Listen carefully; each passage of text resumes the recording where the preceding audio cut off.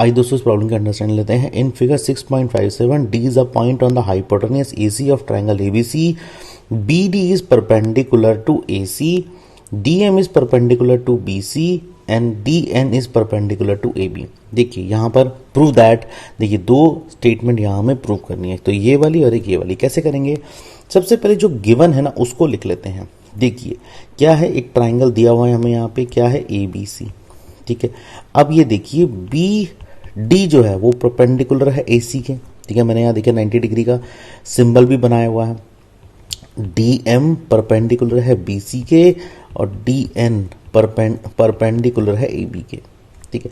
ये सारी चीजें यहाँ पर देखिए गिवन में दिख रही हैं हमें, ठीक है। लिख देते हैं ये क्या है, ये सारा गिवन है, ठीक है। उसके बाद गौर करिएगा दोस्तों किस तरह से हम इसको लेकर चलेंगे। ये जो ये फिगर हमने बनाया, इसके बाद देखिए कुछ हमें चीजें ऑब्जर्व होने लगी। देखिए DN जो है ना, तो क्या ऑब्जर्व होने लगी, देखिए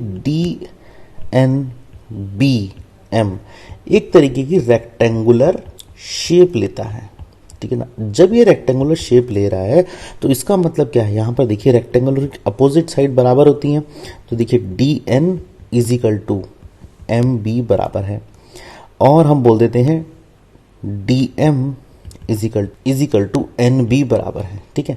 ये क्यों है? क्योंकि रेक्टेंगल की अपोजिट साइड बराबर होती है। तो एक बात तो ये हो गई, ठीक है। तो ये सारी की सारी जो गिवन स्टेटमेंट है उसको हमने अभी लिख लिया है।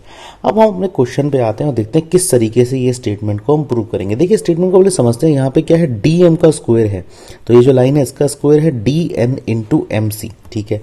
तो जैसे कि यहाँ पे देखिए हमें दिया हुआ DN किसके बराबर है, MB के बराबर है, तो हम यहाँ पे इसको ये भी लिख सकते हैं। अगर इसको हम प्रूव करने चले, DM square is equal to DN की जगह हम MB इंटू MC, ये भी हम प्रूव कर सकते हैं, ठीक है ना। क्यों? क्योंकि हमारी देखिए DN जो है वो MB के बराबर है, सेम चीज है। कैसे करेंगे इसको दोस्तों, लेकर चलते हैं। देखिए ये हमारे पास फिगर, इस फिगर में देखिए दो ट्राइंगल मेरे को नजर आ रहे हैं। ट्राइंगल एक तो है DCM, एक है ट्राइंगल BD और M, दो ट्राइंगल नजर आते हैं। मतलब कि अगर मैं कंस्ट्रक्शन को कुछ इस तरह बनाऊं ना, ये देखिए कुछ इस तरह बनाऊं ना, ऐसे नजर आता है। अब यहां पर दोस्तों गौर करिए, हमारे पास ये वाले दो ट्राइंगल आ गए, ठीक है ना। एक ये ट्राइंगल आ गया, एक ये ट्राइंगल आ गया। ये दोनों ट्राइंगल आपस में क्या है, सिमिलर हैं। क्यों सिमिलर हैं?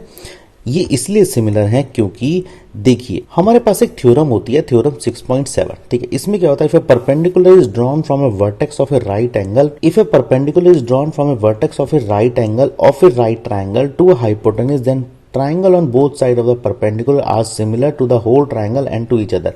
देखिए टू ईच अदर, एक दूसरे के भी सिमिलर होते हैं। तो देखिए इसी तरह की कंस्ट्रक्शन है कि B पॉइंट से एक राइट ट्राइंगल में, ठीक है ना, B पॉइंट मतलब ये भी राइट ट्राइंगल है, यहां से अगर कोई परपेंडिकुलर डाला जाए, जैसे कि AC पे डाला गया पॉइंट D पे, वो किस तरह से है, वो परपेंडिकुलर इस तरह से है कि जो वो परपेंडिकुलर दो छोटे छोटे ट्राइंगल बनाता है वो आपस में क्या है, ईच अदर, एक दूसरे के सिमिलर है। इसलिए हमने दोनों ट्राइंगल सिमिलर कर दिए।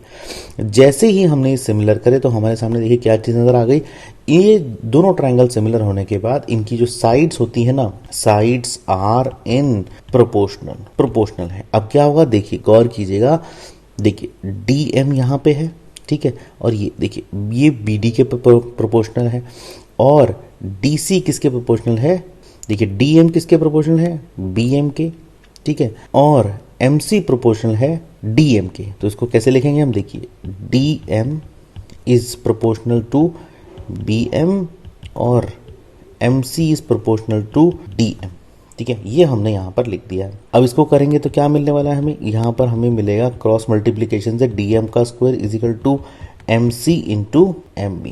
यही देखिए हमने यहाँ पर प्रूफ करने को बोला था। और जैसे हमने पीछे लिखा हुआ है कि BM बराबर है DN के, तो इसका मतलब क्या हुआ कि DM square is equal to MC into DN, ठीक है।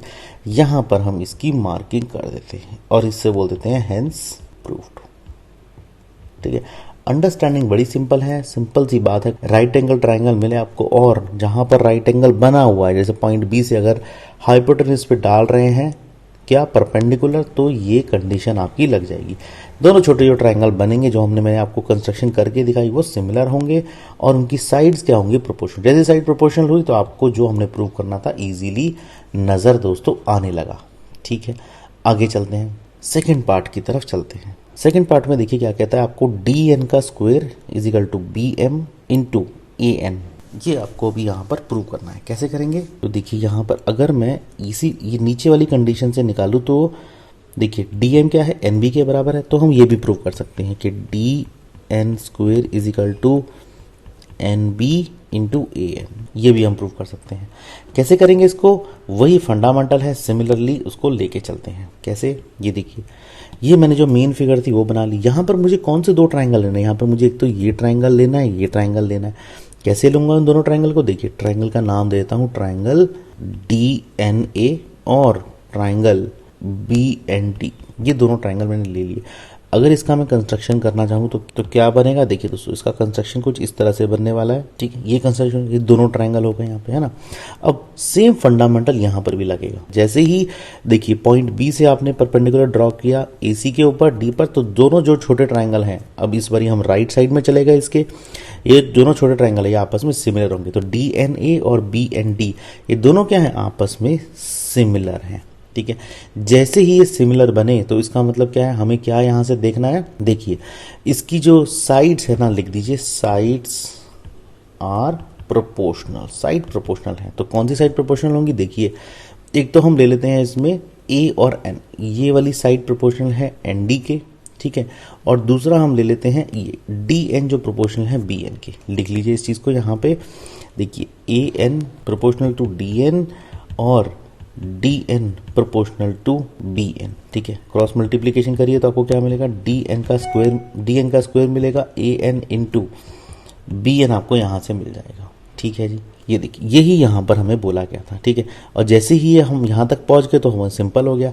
एन बी किसके बराबर है, डी एन के। ठीक है, तो लिख दीजिए यहाँ पे एन बी बराबर है डी एन के। अगर ऐसा है तो दोस्तों देखिए क्या है, D N square is equal to A N into D N. ठीक है, ये हम फंडामेंटल यहाँ पर यूज़ कर सकते हैं, ये कंसेप्ट यूज़ कर सकते हैं। तो इसी तरीके से हम हो सकते हैं। हेंस दोस्तों अंडरस्टैंडिंग बड़ी सिंपल है, कंसेप्ट बड़ा सिंपल है, बस आपको ये थ्योरम की जो बेसिक अंडरस्टैंडिंग है उसकी एप्लीकेशन देखिए यहाँ पर लगानी है। और जैसी एप्लीकेशन लगी तो देखिए फट से ये ट्राइंगल सिमिलर हो गए और प्रोपोर्शनल हो गए साइड्स, और एकदम से आपको ये प्रूव करने को मिल गया। इस तरह से दोस्तों हम इस प्रॉब्लम को सॉल्व कर सकते हैं और इस कंसेप्ट को प्रूव कर सकते हैं। और दोस्तों इस रिजल्ट को यहाँ पर हम प्रूव कर सकते हैं।